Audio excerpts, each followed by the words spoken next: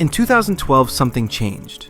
Not in one country, not in one school, not in one family. Everywhere, at the same time, all at once.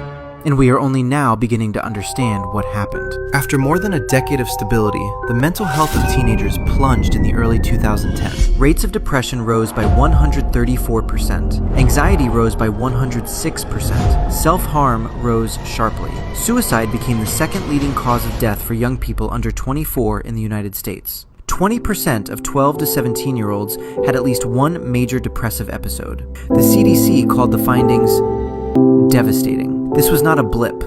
This was not one bad year.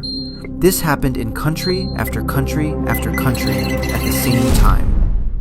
So what happened in 2012? In 2012, smartphones became universal for teenagers. Instagram launched in 2010, Snapchat in 2011. Twitter was already everywhere, and at exactly the same moment, the play-based childhood that had defined human development for thousands of years was replaced by what psychologist Jonathan Haidt calls the phone-based childhood. Children went from spending their afternoons outside, unsupervised, taking risks, making mistakes, solving problems with other children, to spending them alone, in their rooms, on a screen, being fed content designed to keep them there as long as possible. The research identifies more than a dozen ways this rewiring interferes with how children develop. Sleep deprivation. Children using phones at night sleep significantly less and significantly worse. Social comparison. The constant measurement of your real life against everyone else's curated highlight reel. Loneliness. School loneliness increased in 37 countries simultaneously in the early 2010s. And perhaps most significantly, the loss of unsupervised play. The thing that teaches children how to handle conflict, how to take risks, how to fail and keep going.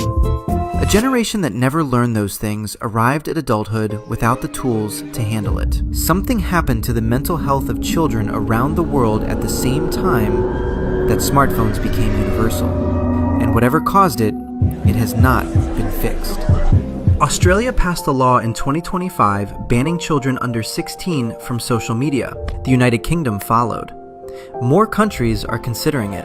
Whatever you think of those laws, they exist because governments looked at the same data and decided that doing nothing was no longer an option. The question is not whether something happened to this generation. The question is, what are we going to do before it happens to the next one?